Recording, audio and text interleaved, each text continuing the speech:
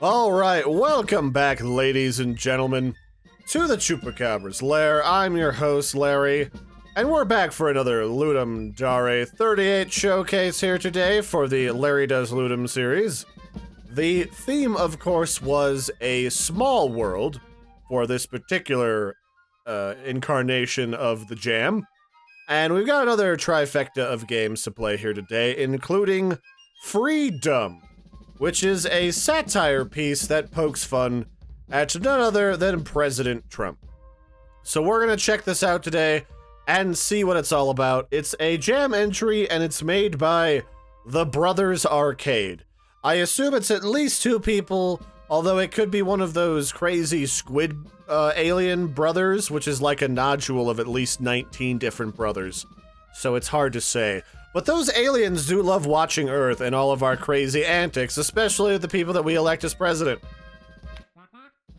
So the idea here is that we're Donald Trump, and we gotta find out what city around the globe is currently suffering from a lack of freedom.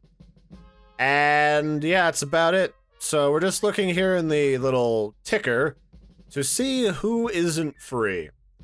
So this guy says, "Help, we're surrounded." And then they will never take my poteen. I want cushier leadership, USA. There's a panic in the streets. We are a democracy. Wait, when did that happen? At USA. Keep your freedom. I'm hiding in the Notre Dame Basilica. Is that France? Notre Dame? I mean, there's only one other option in Europe besides London, and that's Paris. So, I don't really like the Eiffel Tower anyway, so why don't we go ahead and crap on that one with a nuke? So here it comes. Here comes all that juicy freedom.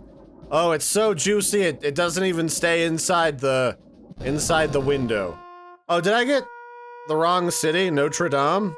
I guess. So basically that's it. Like, you nuke a city, and then you either pick the right city, or you pick the wrong city. And that's the whole game. There really isn't a lot to say about it, but I always like a good satire piece, regardless of whether or not I agree with the political standings of whatever politician that they are disparaging. In this case, it's the sort of derpy things that President Trump does on Twitter. And it's got a good humor to it. I mean, everybody around the world thinks that Trump is a complete dunce, and this fits that very well. I also think that this character in the Twitter feed is based off of Abby from NCIS with those pigtails. So we need your help, USA. Bad guys in the streets. They robbed Robben Island. What do we got? Mind your own business. I'm not really sure where this is. Like, I do like the fact that I'm a Colorado native and the missiles are coming out of Colorado right here. So 10 out of 10 stuff on that one. I'm not really sure what's going on. District 9? It's like District 6 oh, is that supposed to be like District 9, the movie? It could be. Someone shut down the border. Mad dogs. Our military is stronger than ever before. USA, USA. I am not really sure who is in trouble. Who needs America? Let's scroll up a little bit. Wow, this little pull ticker on the side is really sensitive. Holy smokes. I see messages for save me, but I'm not really sure who needs the saving. Dignified happen in office. Robbed Robben Island? What is Robben Island? You know what? Screw it. It's time for Australia to get a taste. Fuck it. There we go. Here it comes. Here comes that Colorado-flavored freedom, Australia. Don't worry, we'll save you from all those drop bears. I know it's the wrong city game. Just settle down. But I like this game. So I feel like you've got a lot of things going on here. You got a good combination of graphics, both pixel graphics and a little bit more detailed, realistic graphics, because you've got to show like the globe in a realistic enough way that people can identify the cities that they're gonna nuke. And yeah, I mean, I like where this is going, but I don't like the length of it. It's very short. It's a one-trick pony at present. And I feel like it could certainly be a little bit more, because if you're very left-leaning, I will admit I am, there's a lot of dippy stuff that Trump does on a regular basis, and you could make a very full-fledged game out of this whole thing, where like everything is like a mini-game that goes through a storyline of your choosing. Maybe it's the storyline where he somehow gets through office by the skin of his teeth. Maybe it's the one where he gets impeached. Maybe it's the one where he miraculously saves us from the aliens, but everyone still blames him for something anyway. So you got a bunch of options there. I heard Tutankhamun. I think that means nuke Egypt. I'm guessing Egypt. When in doubt. Tutankhamun was a real leader. Help. Yes, we freedomed the pants off of him. So what could you do? Like, you could do like a Rock'em Sock'em Robots match where you're punching out other members of Congress and the Supreme Court Justice and the Secretary, or the Secretary of Law? What was it? Not... Oh, no, the Attorney, the United States Attorney General, that's the one. Punching out that one, just go into town and go have a fist fight with the FBI director. Like, you got lots of options here. I heard Eiffel Tower under attack. Take him out. Take out that ugly tower. But you got a lot of options. Like, you could just pick a bunch of different cutesy, almost kid-like games that you would have played as a kid. Like Rock'em Sock'em Robots, Hungry Hungry Hippos for spending extra money on defense that we don't need. You got all sorts of stuff. Like, I mean, the sky's the limit when it comes to parody, and you definitely have a lot of examples and inspiration to pull through when you look at, like, political cartoons and everything. So, I like this one. I mean, I don't like Trump all that much, I'll be honest with you.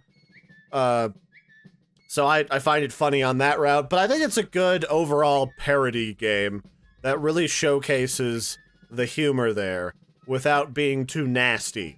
Because, I mean, I like a good, you know, satire, but some satire on both sides just gets absolutely ridiculous, especially on different parts of Reddit lately. So, very nice job, Arcade, or Brothers Arcade, or Arcade Brothers, whichever one you want to go by. And, yeah, I like the art. I guess the concept is just like a small world is our world, and then it's got good sounds, and it's funny. Like, I like the humor to it. So, nice job. Alrighty, next up on the docket, we have Little Blast Planet, which is made by The Games Popper.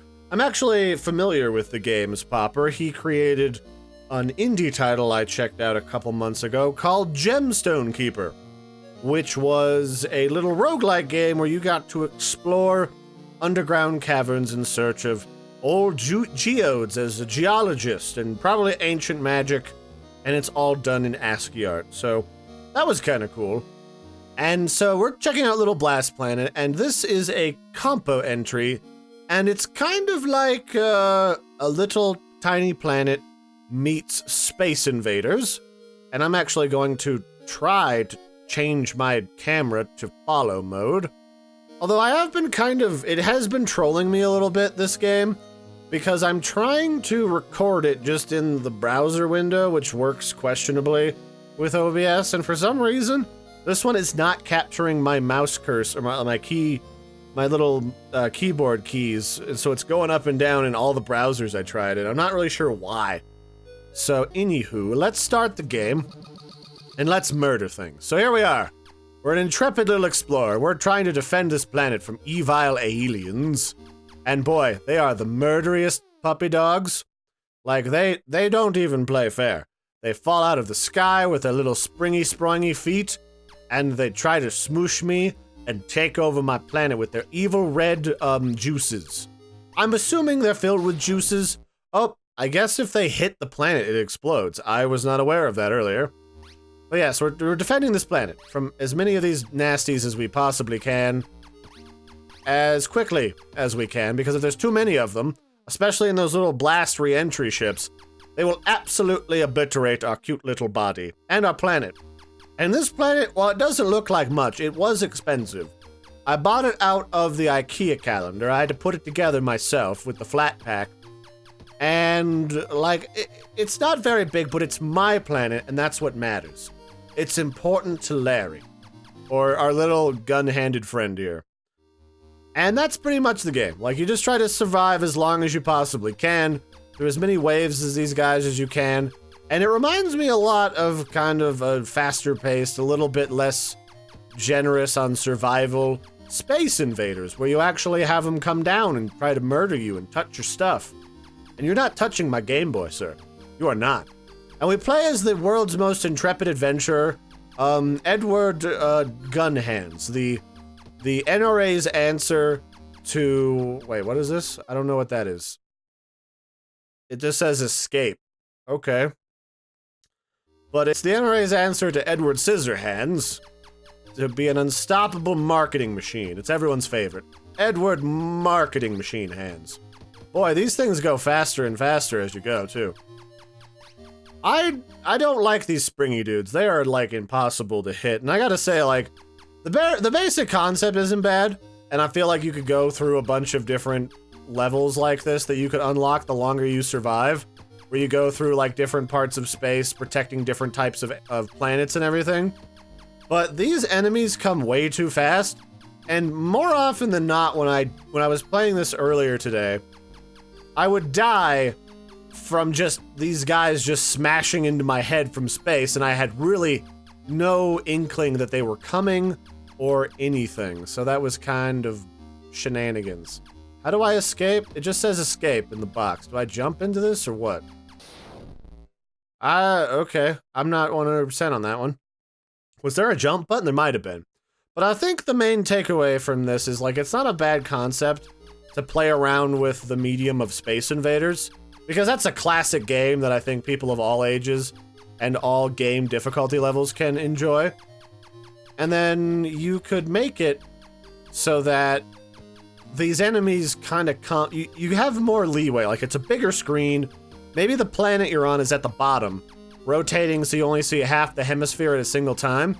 And then you have more leeway as to seeing the enemies coming.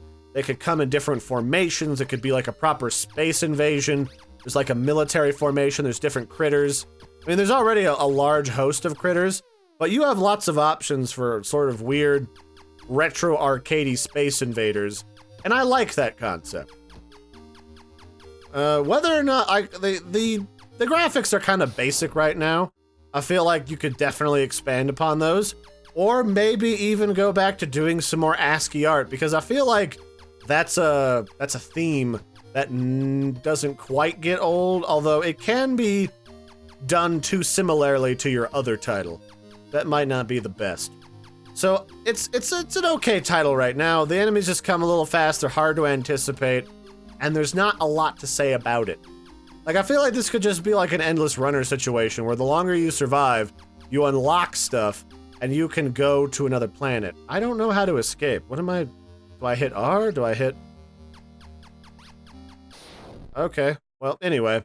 Nice job. It's a little on the basic side, but it's got sounds, it's got little 8-bit graphics. It's got a small world, so you're good on the jam theme, so nice work. Alright, last on our docket today is the to-do list, which is a jam entry that is made by the Four Quarters team. And this is, it kind of feels like a point-and-click adventure game. In this case, it's a walk up to something and hit spacebar or Z adventure game, where every day, counting down from day 7, we're currently on day 7, we have a certain number of tasks to accomplish in our small, little adorable floating world. So, on day 7, our current set of tasks is we have to water the garden, take out the trash, and then fix the roof. And then our controls are WASD, space to touch things, and then 1 through 8 of the item keys to control items. Now, I will mention, just for transparency's sake, that this particular game...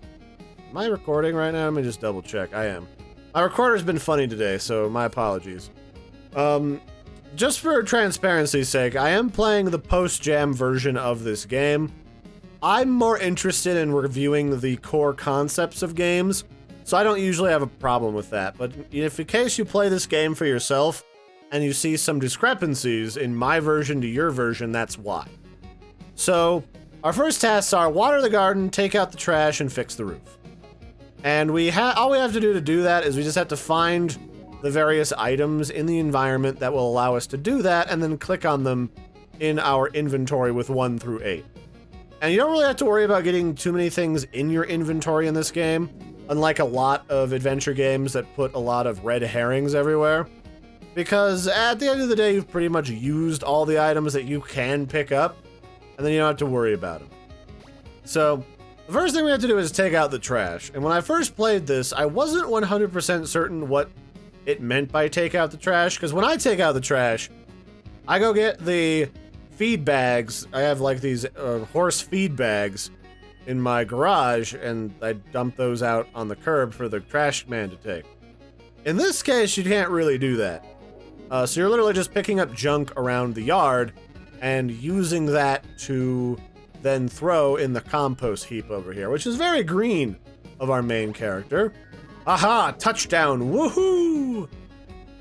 And then after that, we need to water the garden. So I suppose we'll have to fill this up with some water.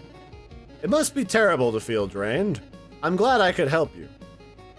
Okay, that's a thing.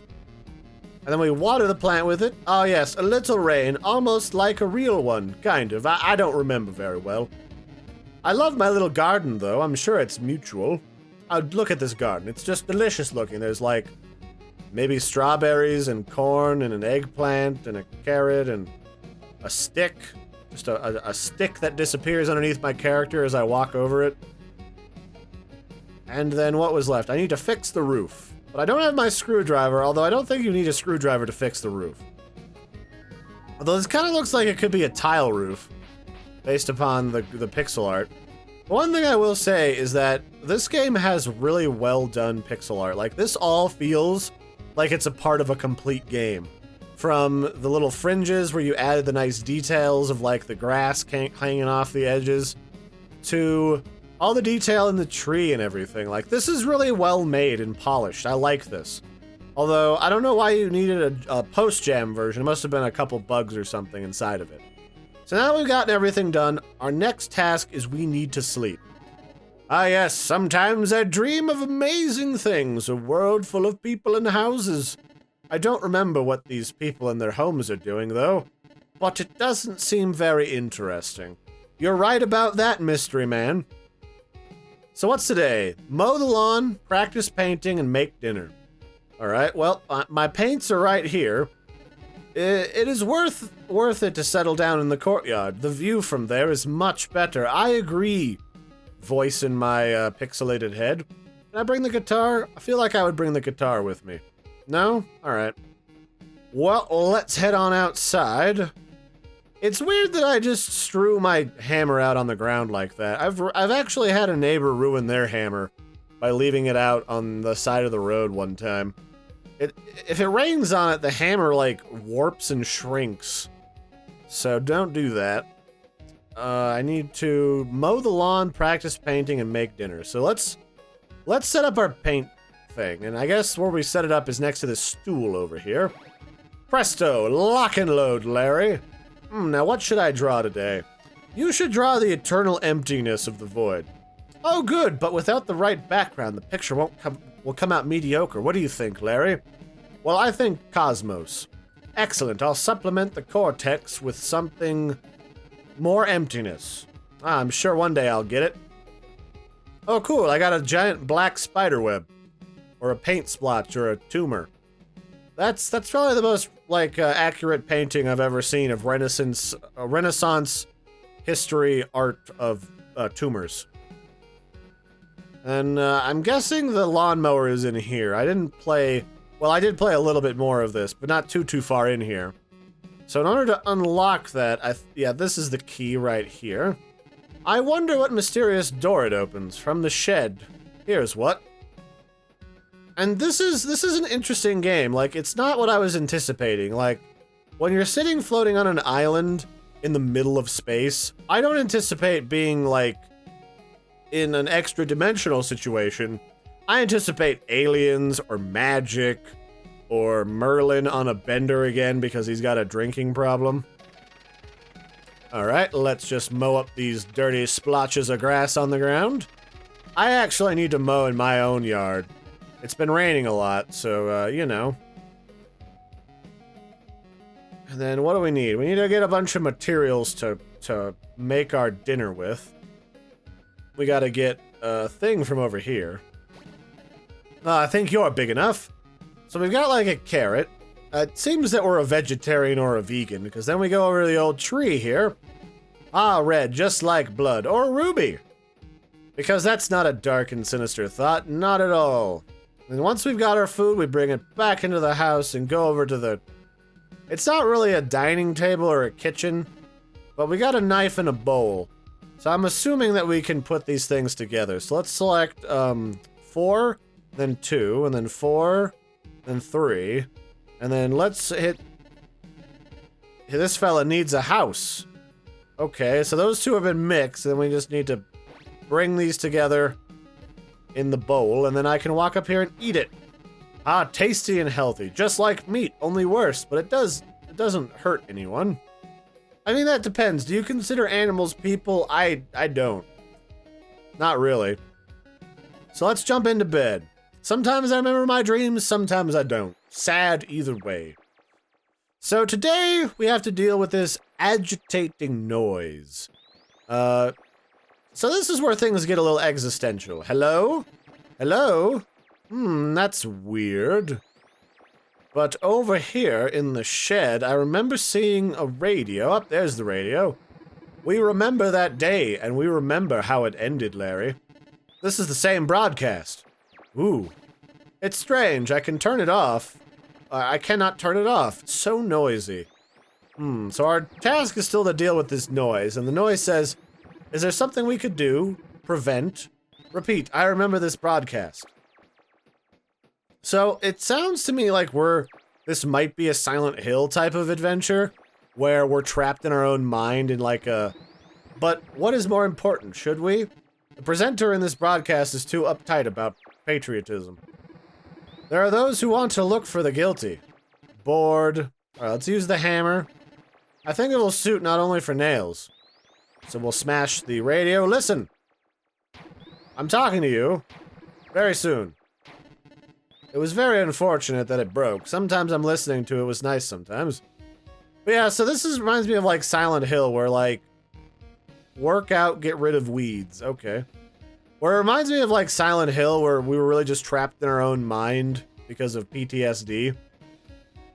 How does one work out? Do I have weights in here? I have a shovel. It's not really working out though. I mean, if you're a gardener, I guess maybe we can cut the weeds with something. Do I have weeds? Maybe. I don't know. I have a ball. Does that count as working out? I guess it does. So much fun. I'm good at it. Ha ha. Demons. Great, pass. Oh, now I'm sad. Oh, dang it, now the ball's in space. So yeah, overall, I really like this game. It's got like a subtle story going on in the background with that weird radio. It's got good graphics. It's got sounds and everything. I really like this game. This is probably one of the fullest-fledged, ready-to-be-a-thing games that I've played in a while. And I think you should take it and run with it. Expand on it. And go on a crazy adventure in time, space, in this guy's brain. Like, I like it. And so far, I've been fairly impressed with it. So nice job. Now I just have to get rid of some weeds, but what counts as a weed? It's not that box. Are there weeds in the garden? How did you get up here? Oh, it's like a little radishy looking weed.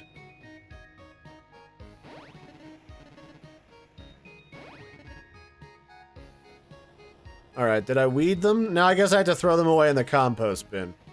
But yeah, like, this one I like. I like it a lot. Maybe I missed a cup. Really? Oh, maybe there's some over there in this compost heap? No. Alright. Where else would there be weeds? This is the only garden.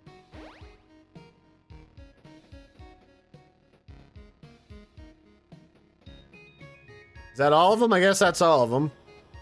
So yeah, nice work, and that'll be it for this particular episode of Larry Does Ludum. Do I add anything to this game? I'm not really sure. Like, this game feels like it's got all the pieces. And so, beyond that, like, I feel like you just need to expand on the story and make it feel very expansive when you do discover what's going on. And then maybe as you go along, I haven't played much beyond this. Like, actually, I haven't at all. This is as far as I've gotten. Maybe, like, as you go along, like, new pathways emerge from your house that explain the story and, like, mementos of, like, your past or an alternate dimension or an alternate timeline that you're trying to experience. I don't know, there's a lot of options that you can go through here, and I really like the 7-day sort of schedule going on here. Maybe in the reverse, it could keep going into a month, I don't know. But so far, nice work, like what you got going here. And that'll be it for this one, ladies and gentlemen. I've been your host, Larry. This has been another Larry Does Ludum showcase. If you'd like to submit your games, I'm gonna play the pants off of these for a while yet. And I appreciate everybody who has shared their games with me so far. Without you, I would be doing the very exciting thing of just trawling through the games by hand. And that's not always very effective, especially with the new site still kind of in development. So let me know if you have any questions, comments, or feedback for Larry about how he does this series, and I'll catch you next time. The form to submit games is in the description. And bye, everybody, and have a good one.